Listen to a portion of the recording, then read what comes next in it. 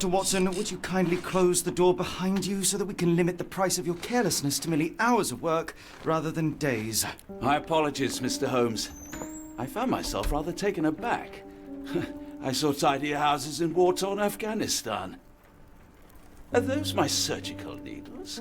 I ran out of tacks and the matter required immediate attention. Was that my supper?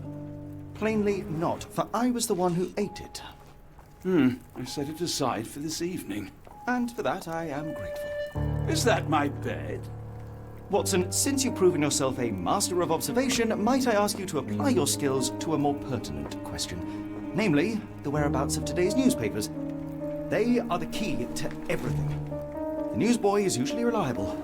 Medically speaking, I often find that the key to everything is good sleep. In a bed. Your papers are here, on the table. Let us see what the postman brought today.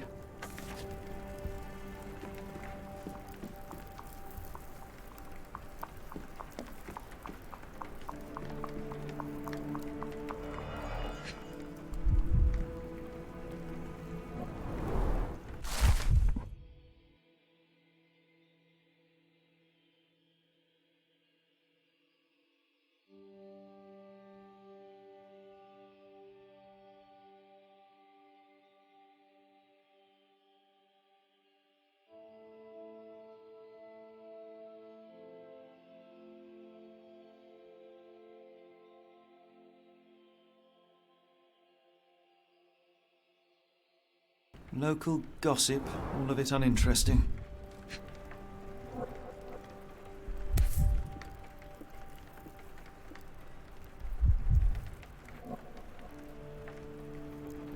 Your order from Barnes' bookshop has arrived, Doctor. Barnes insists on delivering the books to our door, even though we could easily walk to his shop. That's good service. Another letter from Werner. I never reply, but they keep coming.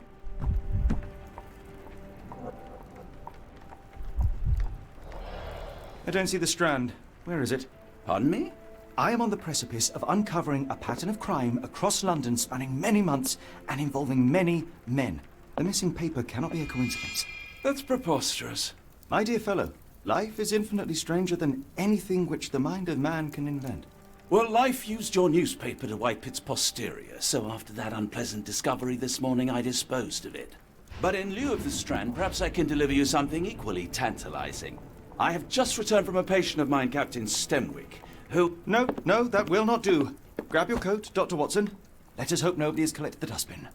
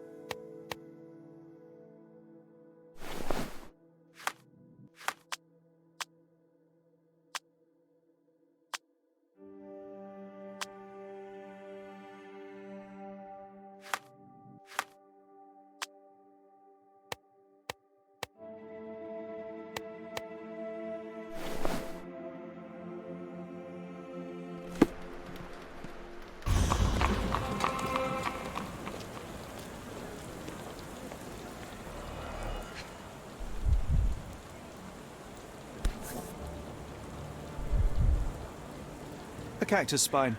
If it gets in your skin, it's awfully tricky to remove, and when laced with poison, the perfect assassination tool.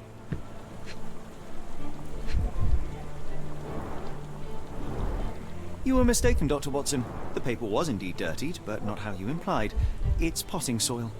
See, Watson? The conspiracy is real. Someone tried to poison me. Poison? You? That's madness. Get the Strand! Get your copy of the Strand here! Sorry, Mr. Holmes. I just sold my last paper. Blast.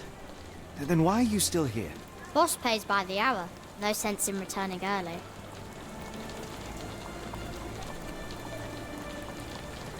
Any breaking news today? The dog accident. It's the talk of the town. Yes, yes. Besides the tripe on the front page, anything about burglaries? I'm not sure, sir. You're a bright child. I presume you see everything that goes on around here? Nothing gets past me, mister. Then tell me, did you notice anyone suspicious at my door this morning? Like the man with your newspaper? Precisely. What do you know? I know the value of a shilling. Dr. Watson? Cool, now I can take the day off.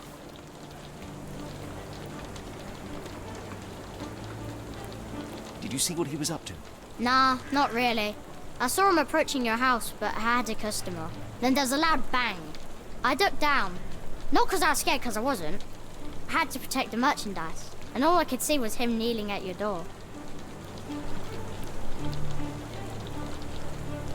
Which way did he go? Not sure. I was distracted by customers. Sorry. Can you describe the man you saw? He was carrying a lot of books. Up to his chin they were. Never heard of a well-read assassin. Looks can deceive. Hence the appeal of disguises. All right. You earned your shilling. That'll be all. Thanks, Mr. Holmes. Maybe I could be your eyes and ears, if you have more shillings.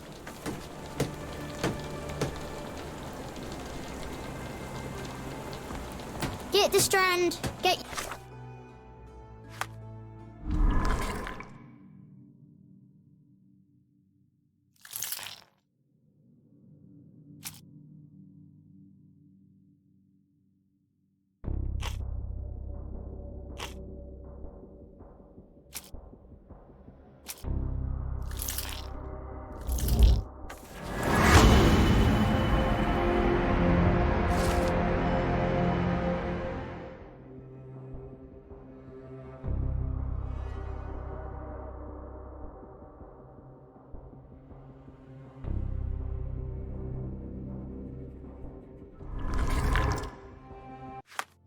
From that Mr. Holmes' murder?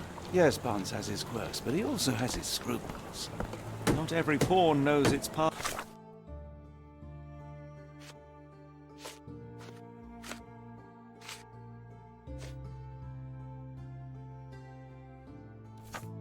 Part of the game. Get the strand. Get your copy of the strand here.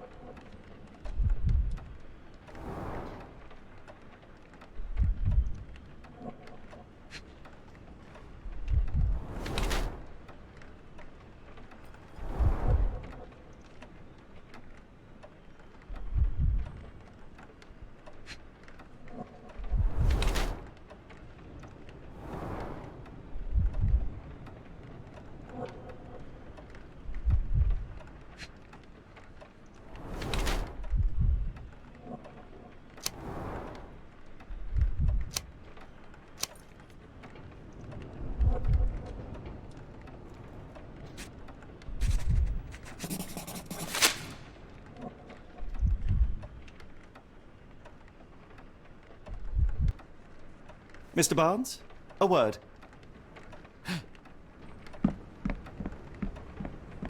Oh, for goodness sake.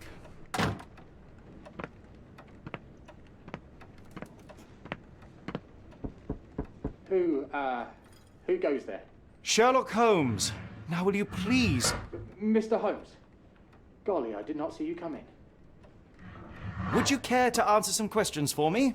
Well, I wish I could, but I am deep in the weeds with work. How about we reschedule in a month or two? Come now, Mr. Barnes. It will only take a moment. really deep in the weeds with important things. Well, help yourself to any book. Just take it and pay later. I trust you, Mr. Holmes. Barnes doesn't seem like himself. Why is he acting this way? You're asking the right questions, Doctor. Let's find a way to coax him out. The ladder is broken, recently, judging by the freshness of the wood.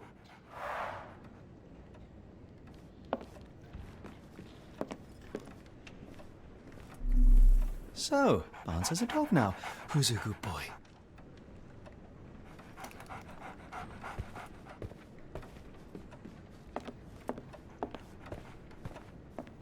I could hardly imagine anything more macabre.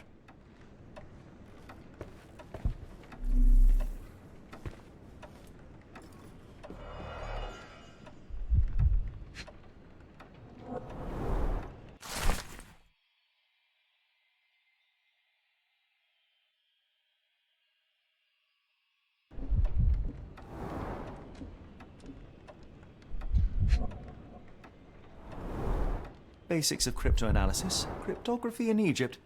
It appears Barnes has an interesting hobby.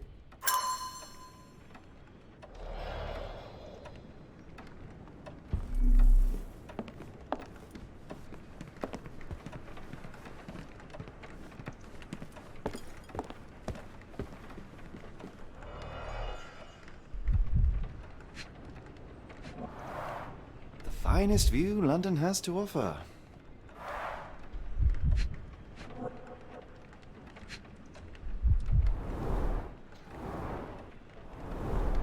An improvised stand, but it does make the flowers more visible. In the language of Mycroft's secret agents, it's a sign. Dried flowers are replaced when the job is done. I wonder who the recipient is.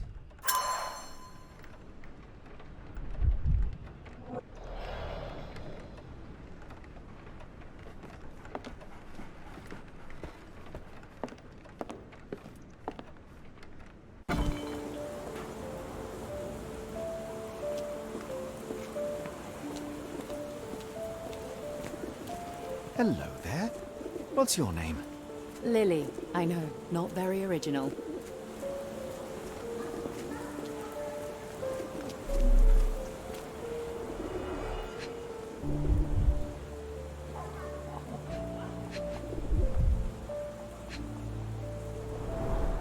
Encouraging people to stop and smell the roses? Our national emblem. God save the Queen. It must take patience and care to produce a bloom so beautiful. I imagine so. I merely sell them.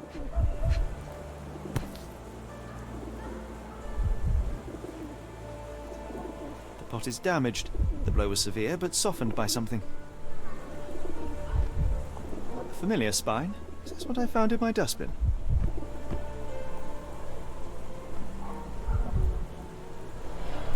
Anything tickle your fancy, Mr. Holmes?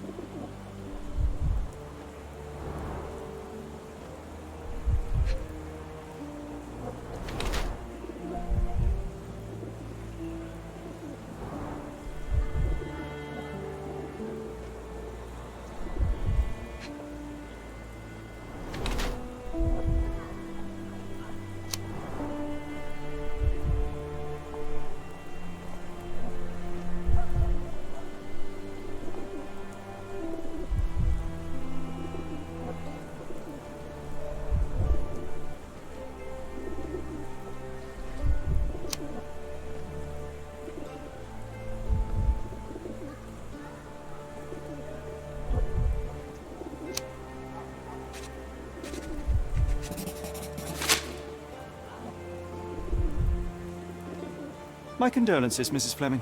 Mr. Holmes? Your husband's death. You're clearly still in mourning. Oh no. I loved him more than anything, of course, but that was some time ago now. Life goes on. A lesson we all learn, one way or another.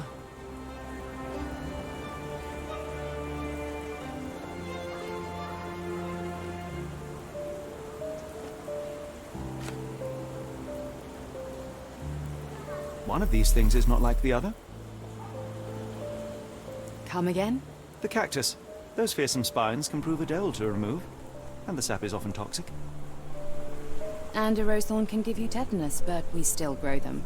The cactus seems comparatively harmless, though you have me thinking it must be valuable. I was under the impression that you knew its price already. Your guess is as good as mine. The first time I saw this cactus was when I came back from my break.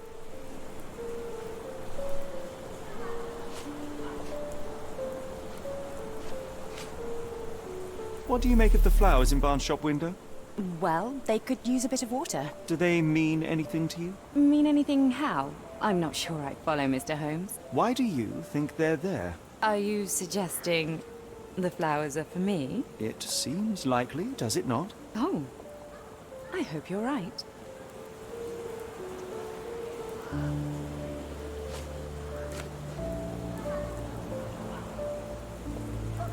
Are you familiar with Mr. Barnes? Yes. No, not really. Well, in a way. What on earth does that mean? I know who he is, of course, but we haven't shared much more than a look. A look? Yes. Each morning I go for a walk in the park with my dog, and most days I spot Mr. Barnes there with his new puppy, so we see each other. Actually, we once met briefly while our dogs played. He was quiet and seemed unsteady as he approached, but since then, we've never spoken. I often see him staring through the shop window. Sometimes I wonder what he thinks about that would etch such longing onto his face.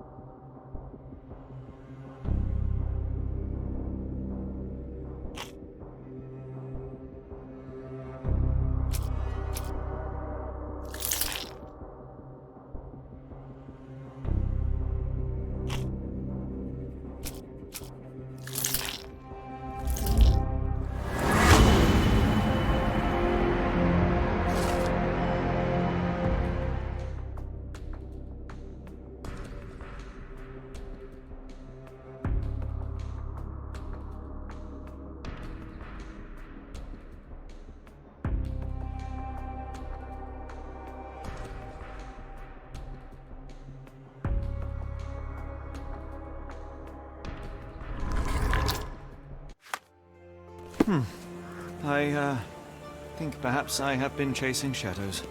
Do not despair, Mr. Holmes. Even the best of us make mistakes.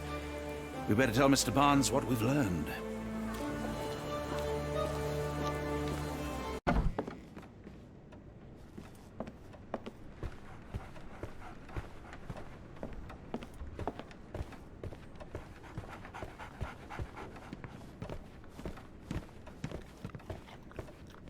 Mr. Barnes, I know what you did, and I know why you did it. I'm sorry, Mr. Holmes. I can't hear you very well from behind the door.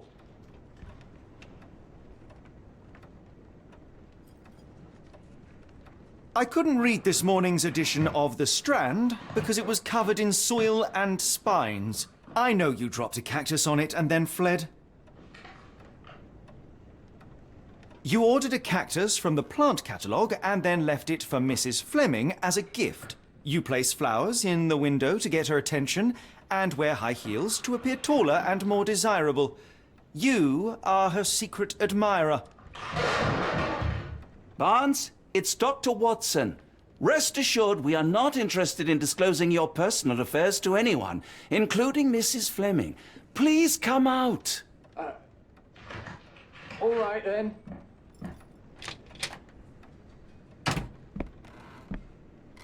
So, you know what happened then? I was on my way back from the post office, having picked up the cactus and some books. It was quite an awkward package, heavy too, and when I got to your door, I dropped the cactus and your paper. Forgive me. I needed that paper to prove a theory and prevent a crime. Your actions were rather disruptive. Your clumsiness carrying the post is matched only by the clumsiness of your romantic gesture. Oh, it's true. I am useless with this sort of thing. I'm not even sure if Mrs. Fleming noticed.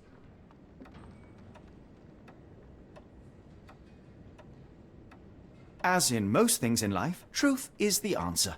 Cease with the abstruse signals and anonymous gifts, and simply talk to the woman. What is the worst that can happen? She rejects you, and you are freed from this endless purgatory. That... Yes, you are correct, of course. I do have a slight tendency to overthink things. Thank you. So at last, we return to the matter of the paper. I'm investigating a string of burglaries. Did you perhaps read of any before the edition was spoiled? I don't recall, but you're welcome to read our copy for yourself. You had an issue of The Strand here all along? Well, naturally. I am a bookseller. I have a subscription to every magazine and newspaper in London. So you ought to be familiar with the concept of burying the lead. Oh no, my apologies, Mr. Holmes. I'll make it up to you however I can. I am an expert on obscure languages and translation and Yes, okay. Just give me the paper.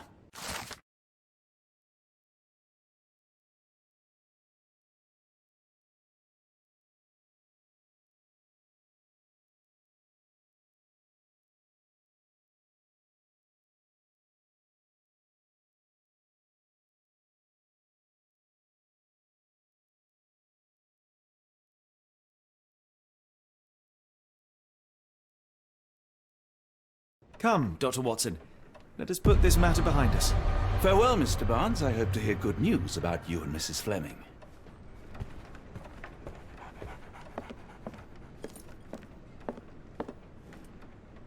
Well, that was an utter waste of time. An assassination did seem rather unlikely. There was supposed to be another burglary. I was certain of it. Something you wish to say, Doctor? No?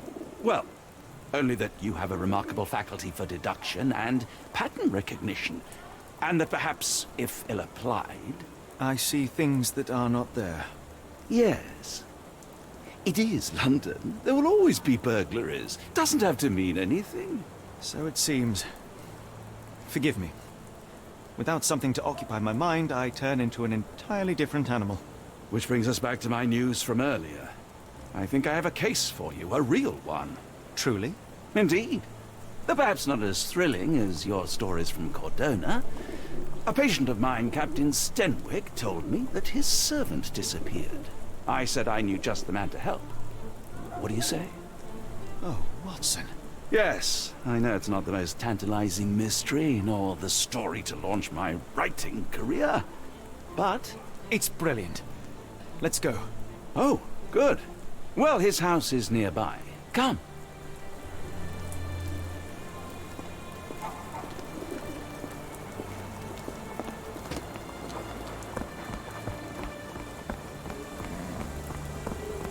Not much further now.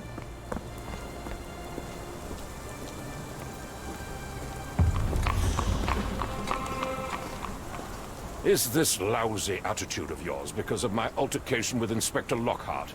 Did he put you up to this? Sir, the inspector has nothing to do with it.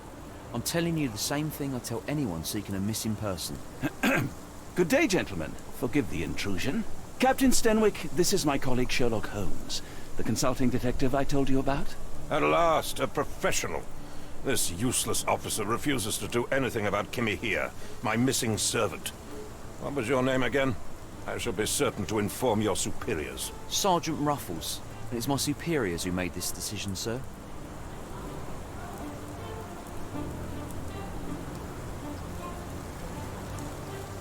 Have there been other disappearances lately?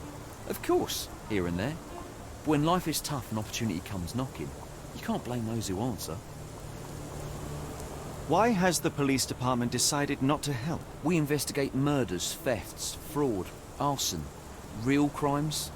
A servant walking away from his master is not our highest priority. That said, if we find Kimahir breaking the law, we'll be sure to notify Captain Stenwick. Now, I must be off.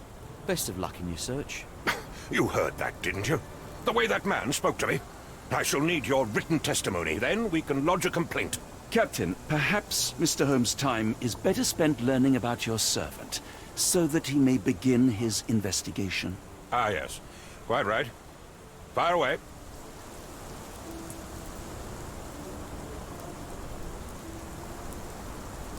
Tell me about Kimahir. He's foreign. A Maori. All the way from New Zealand. Biggest man you've ever seen, and as strong as two. Dark hair and fearsome tattoos. He doesn't speak a whit of English. Never bothered to learn. But I made do with pointing. I invested a lot of money in him, so he must be found. When did you last see your servant? Kimmy here normally brings me the morning papers, but yesterday I had to get them myself. He must have escaped the night before yesterday. May I see your servant's bedroom?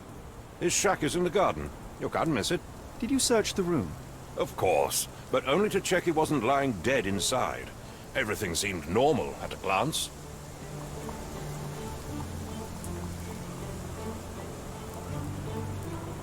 I take it this is the first time Kimahir has vanished? Undoubtedly. The man seemed terrified of the city. I think it was all the noise. He never left this estate. Should he cause any damage, I will bear the responsibility, for it was I who rescued him from savagery and brought him here to England in the first place. Is there any reason Kimahir may have left? I should think not. He had all he could have wanted. Gainful employment, new clothes, and all the cabbage he could eat. Did Kimahir make off with anything of value? Heavens, no. I would have mentioned it to Sergeant Ruffles. Still, he must have fled with some money on his person. No. I kept his wages in my safe. For security. All right, Captain. I think I have enough to get started. We shall first take a look around the mansion.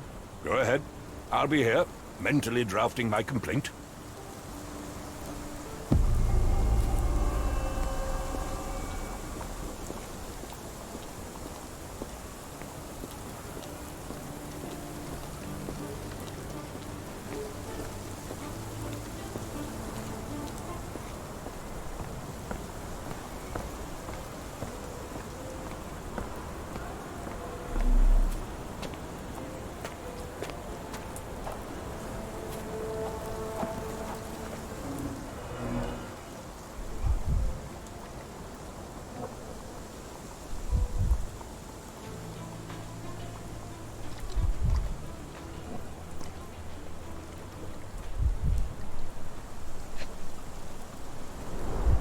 A shoe print, roughly size 11, with a worn-out sole. These are a workman's boots.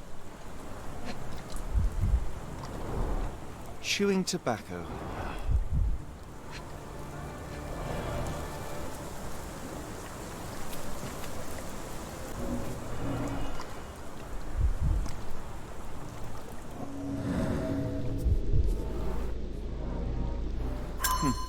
Looks like a knee print. Someone knelt here. The amount of chewing tobacco suggests they were waiting a while. Amazing, Mr. Holmes, to read the ground like an open book.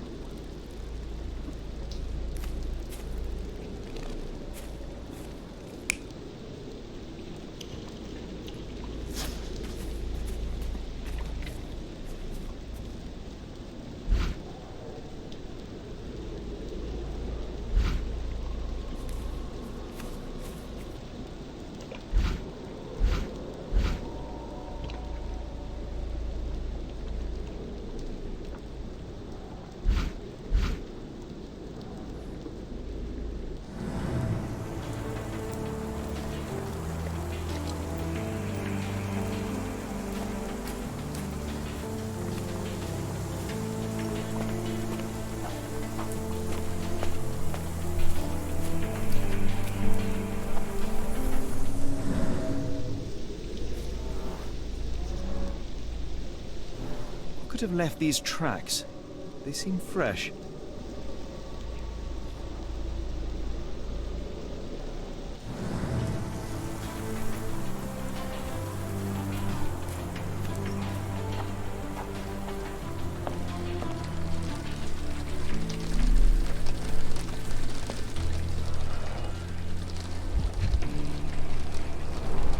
A scrap of Hessian.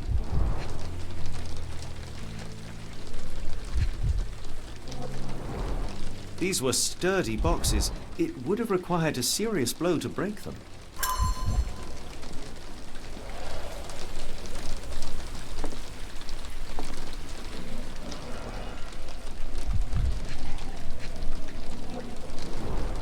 Impressive. The sack of grain retained the shape of an impact.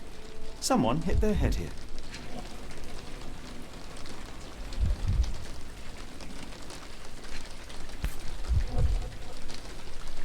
A small navy spyglass.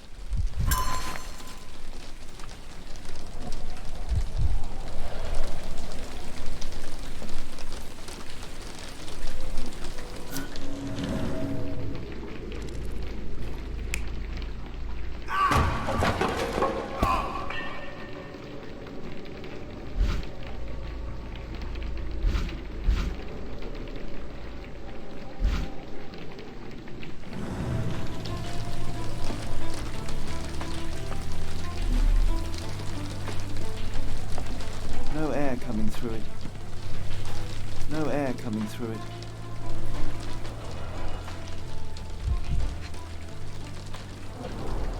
Button chops, the remains of a meal. The ashes are long since cold.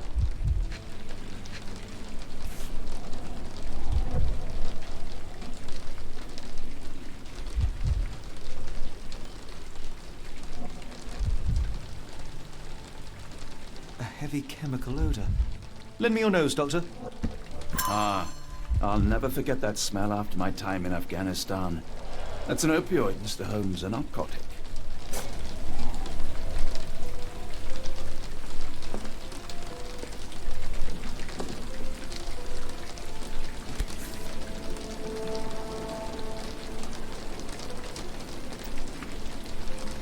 A Maori nose flute. Ngurus, they're called. Clothes made of Hessian. Is Stenwick really so miserly?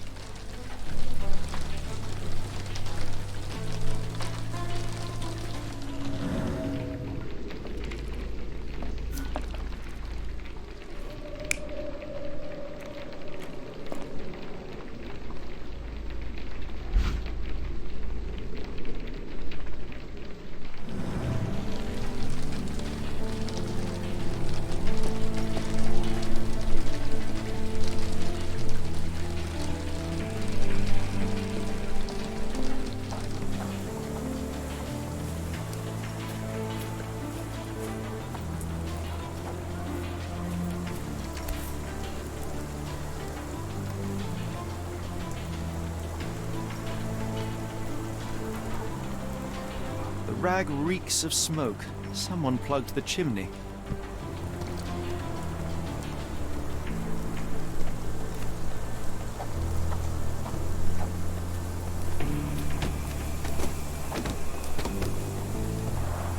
This lock is quite unusual. It appears that the key should be bent to the right.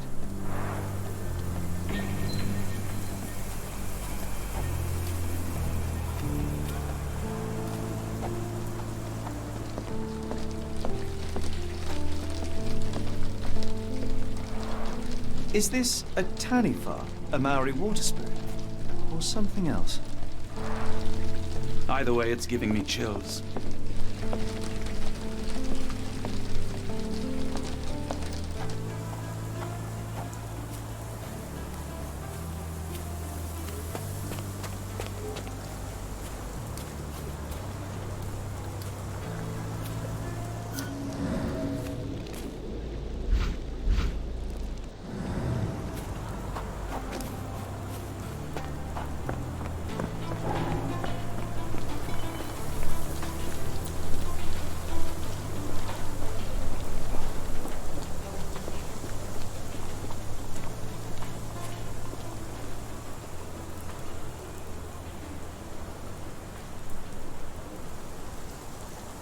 The door to your garden has an interesting lock. Yes, I have uncommon locks on every door of my mansion.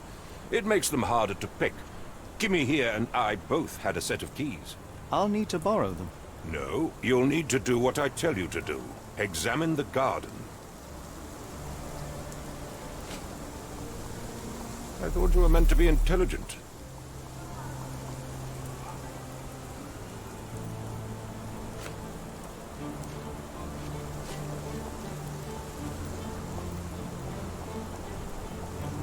Is this spyglass familiar? I don't recognize it. Could it be Kimahir's, perhaps? I doubt it. I never saw him with it, nor could I suggest how he might have come by it.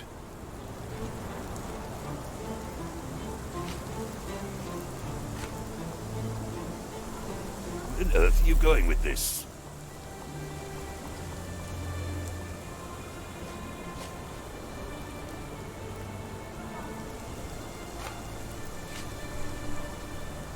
Do you happen to know Kimahir's shoe size? I wouldn't have the foggiest, but I'm sure it was enormous. Not that it matters. He spent his life barefoot. Despite my best efforts, he simply did not take to shoes.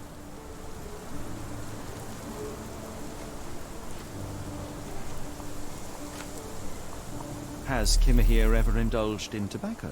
No, the man doesn't even drink. Are you certain? I found chewing tobacco in the garden.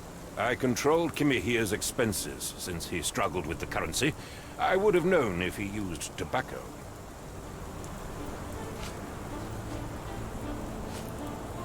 I came across a pile of Hessian clothes in the shack. Are they Kimahir's? Yes, I had to give him something to clothe himself. He seemed unfazed by his bare skin, but I found it distracting.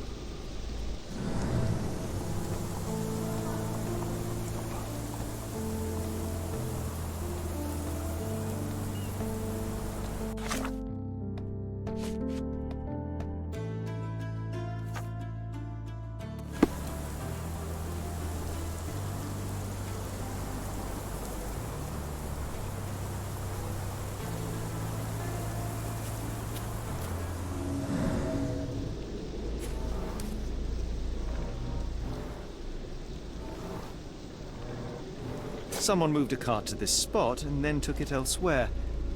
Can't see it anywhere in the garden.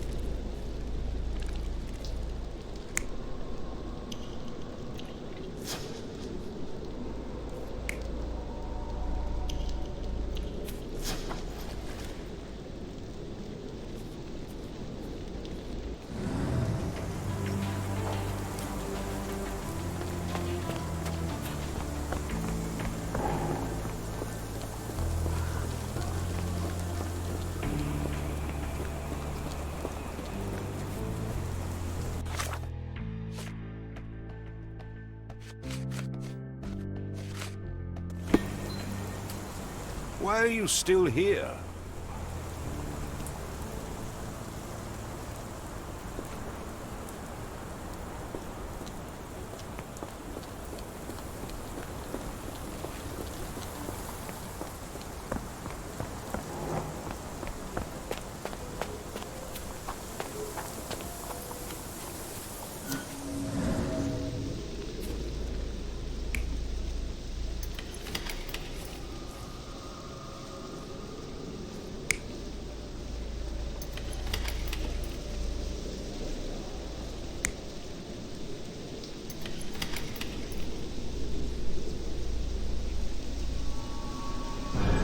Surveilling from afar, the intruder waited for a window of opportunity. When Kimahir went to sleep, the man crept up to the shack and slipped narcotics down the chimney pipe, then blocked it with a cloth. Kimahir inhaled the sedative and fell into a deep sleep. The intruder tried to move him, but the man was heavier than expected. The intruder fell on the sack and dropped his spyglass. In order to transport the servant, he had to use the cart. The final challenge was opening the garden door. Luckily for our intruder, Kimahir had the key in his shack. Remarkable. It makes total sense.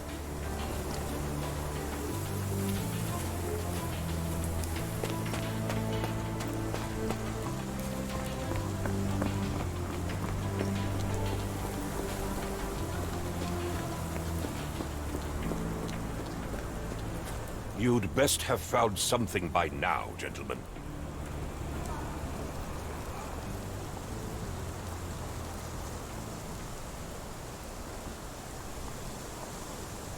I found the residue of narcotics in Kimahir's brazier. There are several explanations, perhaps your servant's recreational interest, or an attempt at poisoning. Cut to the chase, Mr. Holmes. I fear that someone may have spied upon Kimahir, likely the owner of the spyglass I found earlier. It appears they were watching for some time, as there was an impressive amount of chewing tobacco on the ground. And your point? You said that you checked the shack earlier.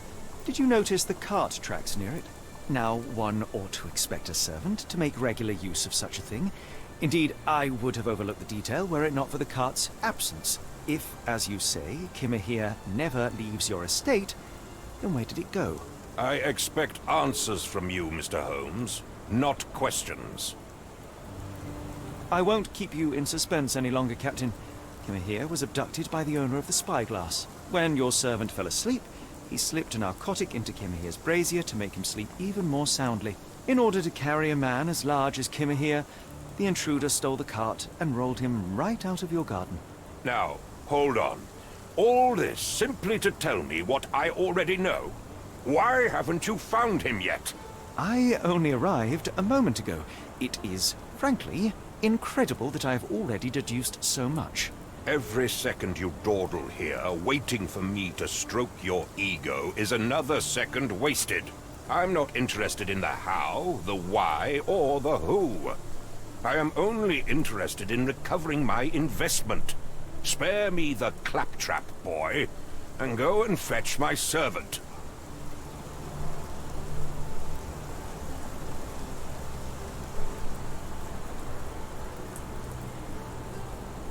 Truly, there is no better evidence of a man's nature than the way he treats those who help him. And you, sir, are a brute. The cruelty of your ignorance about the Maori people, your selfish attitude to a man's kidnapping. The point is, Captain, we're telling you this for a reason.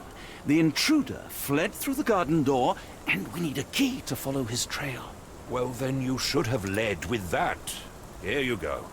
I hope you'll return soon with good news. And in the meantime, please teach your companion the art of brevity.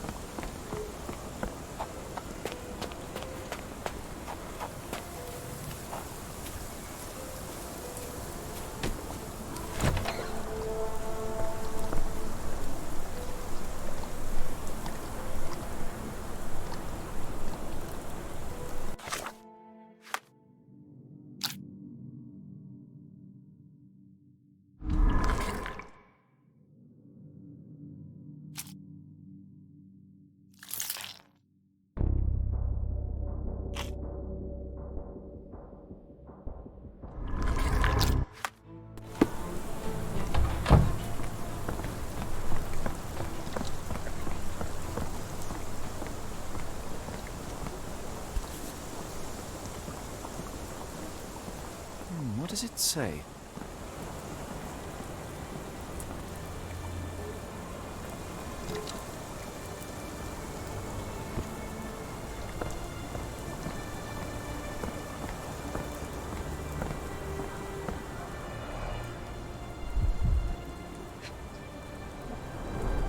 A large pile of horse droppings.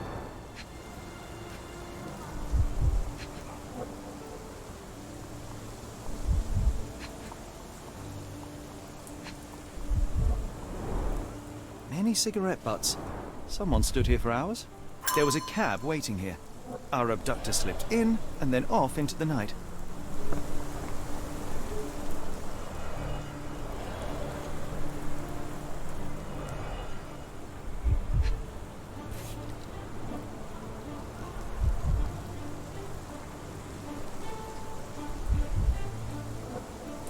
Roy Soulsby. Could that be the name of our man?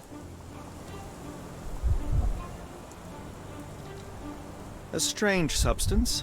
I have my suspicions based on the colour and consistency, but would you care to hazard a guess, Doctor? Well, it's odorless, but from the way it absorbs water, I'd say saltpeter. Then we're in agreement. Well done. Sturdy rope, professionally tied in a Portuguese bowline.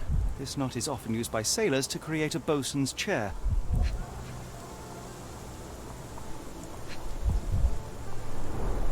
Wheels picked up grass along the way. Kimahia's cart, I gather.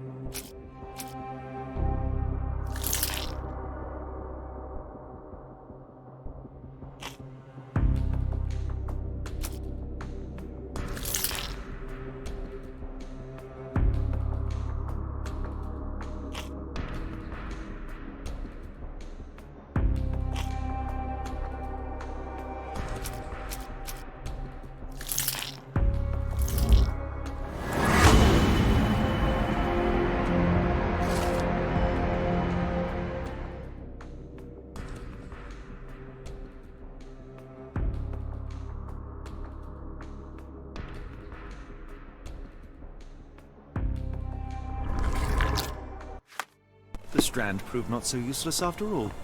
The saltpeter accident. Doctor, do you recall? The Port of London, of course. The footwear, the spyglass. Indeed. We shall need to take a cab there.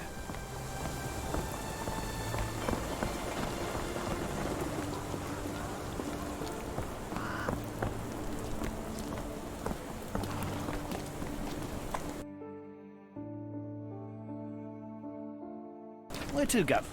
The Port of London, please. I will show you where to stop.